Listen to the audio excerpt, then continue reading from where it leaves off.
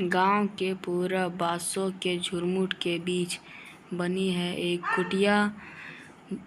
उसमें रहती है एक बुढ़िया।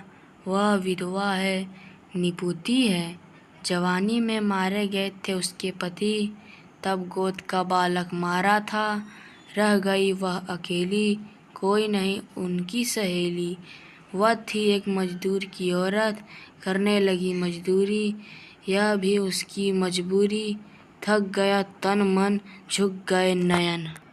कमर हो गई टेढ़ी, टूट गए दांत, पक गए बाल, चिपट गए गाल, वह बन गई कंकाल। डरने लगे बच्चे, वह मांगने लगी भीख, देख कर हट जाते थे लोग।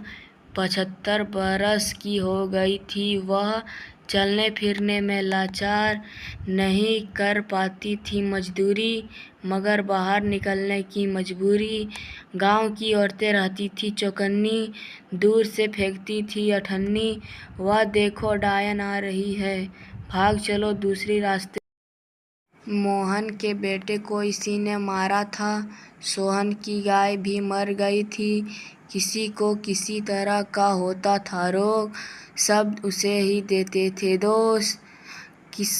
उसका इतिहास दोहराते थे, उसने पति को मारा, पुत्र को मारा। फैली है कई कहानियाँ उसके बारे में, जितनी मुँह उतनी बात। सामने आने पर मगर लोग जोड़ते हैं हाथ, और तुरंत ही अपना मुख मोड़ते हैं। आदर नहीं डर से ऐसा करते हैं। वह सब कुछ समझती है, पर कर ही क्या सकती है।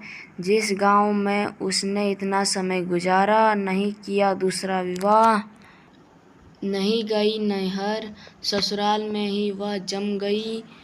पर उसे मिला क्या, कैसे हैं गांव के लोग, पढ़े लिखे लोग, ज्ञानी विज्ञानी, पर है कितनी अज्ञानी। सभी करते हैं विश्वास भूत प्रेत और डायन में, आए दिन मारी जाती है औरतें। डायन के नाम पर उन्हें निर्वस्त्र किया जाता है, अपमानित, कभी आग में जिंदा जलाया जाता है।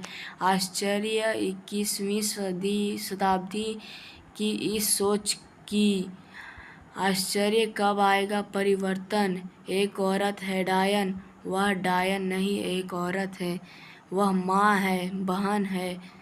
जब आएंगे ऐसे विचार, तभी धुलेगा समाज का कलंक। कानून की किसी किताब में डायन का अस्तित्व नहीं, चिकित्सा शास्त्र में इसका उल्लेख नहीं। अंधविश्वासों ने बना रखा है इसे समाज से। इस शब्द का बहिष्कृत कर देना है, अपनी सोच को परिशिष्ट कर देना है, उस बूढ़ी को सम्मान देना है।